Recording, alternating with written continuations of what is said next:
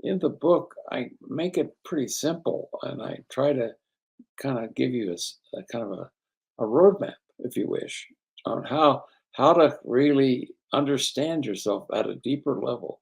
Because most people, I mean, where would people learn to more about their psychological process? I think there should be a course in school, at least a semester long course on psychological understandings and psychological processes, so that people understand why they do what they do and can have some better control of why they do what they do. And very frequently, people don't know why they do what they do, or they have a vague idea, or some of the ideas about why they do what they do are pretty old. Now, all of our actions and our thoughts and our feelings are determined by our beliefs. Now, the problem with that is that two things. First of all, most of our core beliefs were formed before the age of 10. Now, that's kind of early on to try to use those beliefs if you're 40 years old. And it's also true that the whole idea of beliefs it's more difficult to access because only about 5% of what we do or say or feel is conscious at any given time. The other 95% resides in our unconscious. Now, you think that would be kind of detrimental to our well-being. Well, it's Mother Nature's way, and it's our nature as a human being, because everything that we ever experienced in life is stored. It doesn't get lost. It's stored in our body memory. And so, but unfortunately, only 5% of that we understand and are able to utilize. Now, if you raise your psychological intelligence, then you might be able to access more of those old beliefs and begin to see how they're no longer working and do something to change them. So it's really a whole process of of learning what is important about life and about my living and what the way I do things and what I feel and what I think, and then to make choices about that based on those feelings and those ideas. So it's really a kind of a process, and in therapy, I take people through that process, and we talk about the things that are not working in their life, and then we talk about, okay, where did that come from? What in your background that's stored in your body memory somewhere? Do you have things that are connected to whatever is going on and causing you problems in your current life? Now, the issue is that if it's unconscious, how do you remember it? Well, it's amazing. Sometimes what I do with people, and I would recommend this for you as well, is just to close your eyes and feel what you're feeling now. If there's something that's troubling you, just close your eyes and feel that, and feel where it is in your body. Maybe it's in your chest or your gut or your arms or wherever. And then just pay attention to that. And then open your eyes and close them at one more time and ask yourself, when did I feel this way for the first time? Wow. If you can answer that question, you've got the first step in the whole process of healing. Because if you can access that memory, and usually those memories are easier to access than old other memories, anything that is unfinished in our lives and that didn't, like a trauma or things that happened to us that left us puzzled about what that meant. Uh, those are the kind of things that stick in our craw and are more easily accessed. So when people say they get triggered, okay, I hear that often. Oh, I got triggered by what he said. Well, what that means is that what he said triggered a memory from your own memory bank of something that's unfinished in your life. And just that's all it is. And but people make the mistake during being triggered is, oh, they say, God, I gotta get rid of this. I gotta stop feeling this way. It's awful feeling this way. I have to calm down. I have to distract myself. Maybe I have to go medicate myself, self-medicate. I have to go take a drink or go have sex or do something that prevents me from having to feel these feelings. That's the absolute wrong thing to do because you missed an opportunity that your body provided for you free of charge to access something from your past that's unfinished and then try to finish it. And then this four-step model I have, I just use then to help people do this. That's the second step of the four-step model is where did this come from? And if people can begin to understand where it came from, then I ask what was missing from it that prevented it from being a finished learning experience that keeps it in the unfinished category and keeps it kind of showing up because the natural learning style of human beings is to repeat anything that's unfinished.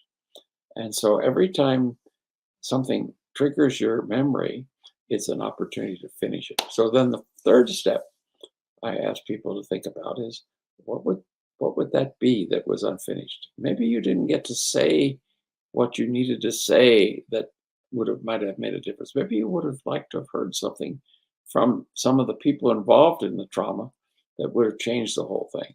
Or maybe they could have done something to protect you more than they did.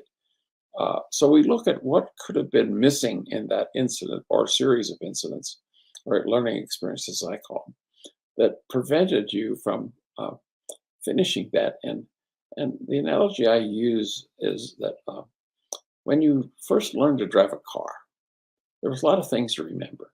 The learning curve was steep on a lot of number of different variables about the steering wheel, the gas pedal, the clutch if you were using a standard shift car, the whole uh, eye coordination for everything, watching your mirrors and your turning and everything. And once you've learned all that, it doesn't show up anymore. You don't have to every time you jump in the car in the morning to go to work or wherever. You don't have to try to remember all those things. They're all already learned. And that's the same thing with these things. If of course, if you had some car accident or something, that might create a trauma that will interfere with the learning and will cause you to have some reaction when you jump in the car. I know my mother had an accident and I helped her with her trauma and she couldn't drive because she was so scared after the accident and I helped her with her trauma and now and she went back driving again and so it's easy once you understand this process. That's what I'm trying to get people to do with this book is just understand their psychological processes. Well, what makes them tick? And more people can understand that, the better choices they make in their life. And so that's how and then the fourth step of this four-step model, if they've identified what's missing, I say, okay, what could you do today to begin to finish that? What kinds of, now you have many more resources now than you had when you were maybe 5 years old and this happened, or 3 years old, or whenever it happened. And so how can you use the resources you have now to finish it and to put it on embrace brain where all the things that you learned in driving a car are. And therefore you no longer have to get triggered by anything like this.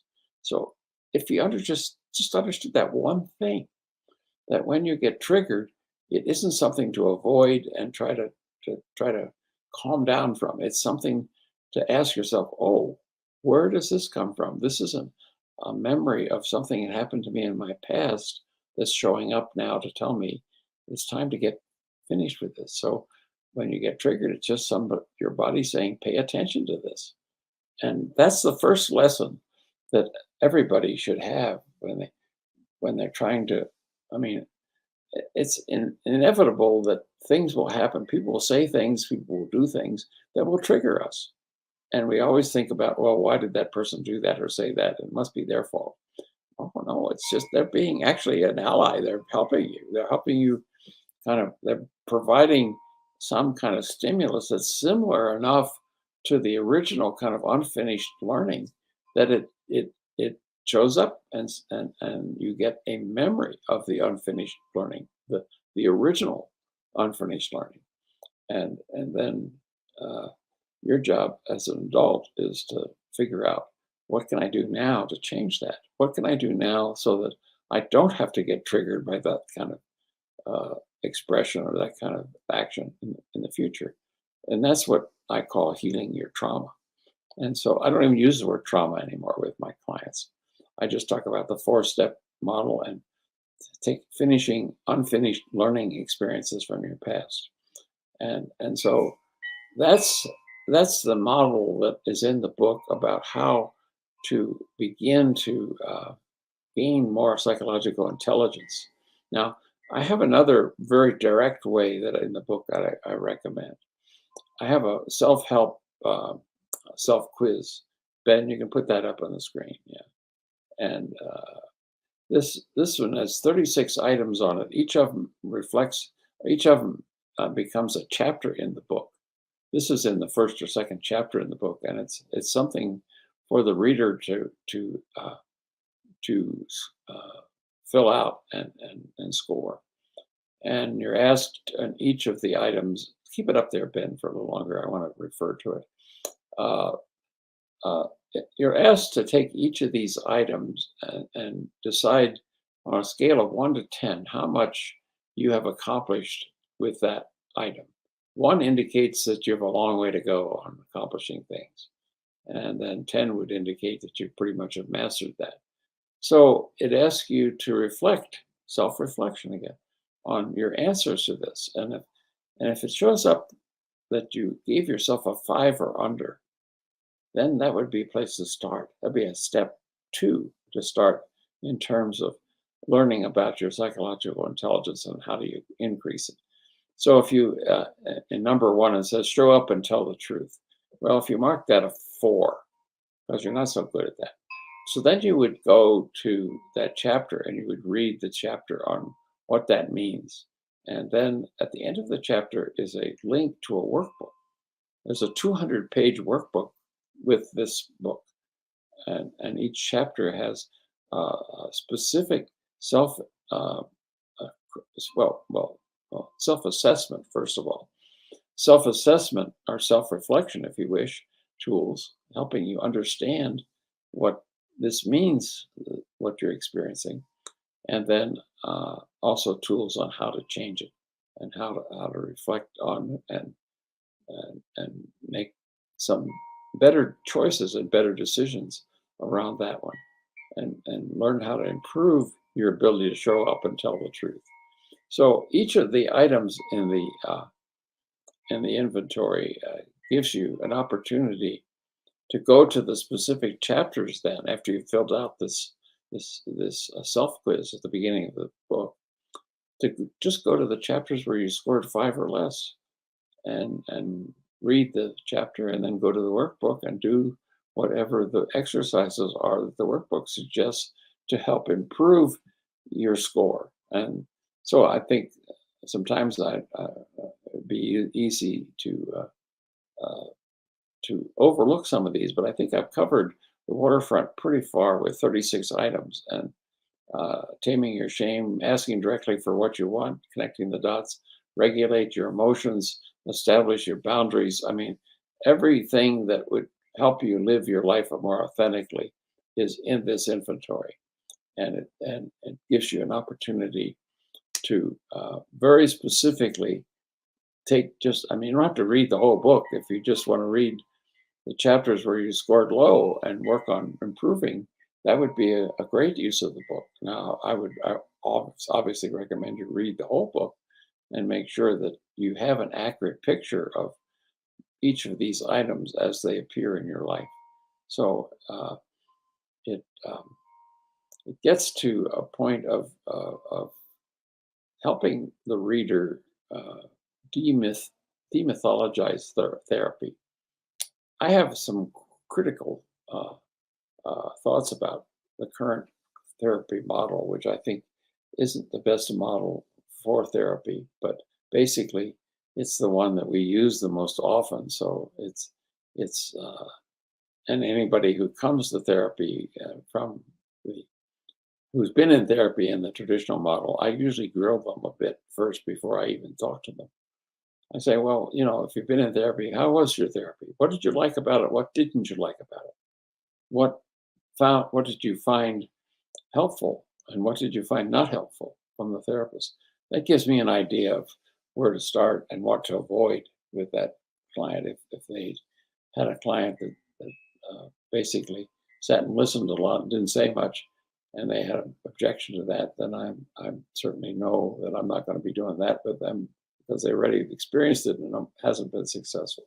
So anyway, I really look at each of these 36 items as all important parts of being able to live a more authentic life.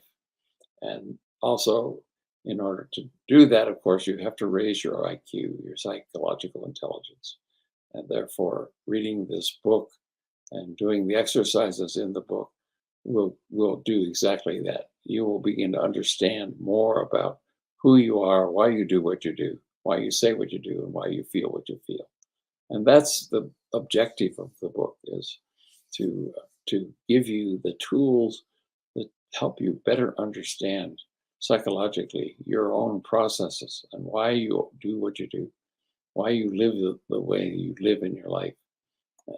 This includes why you choose the certain people in your life, and I'll be talking about that in the next episode about how this inventory can give you a self quiz, can give you clues about why things are not working in your own adult relationships.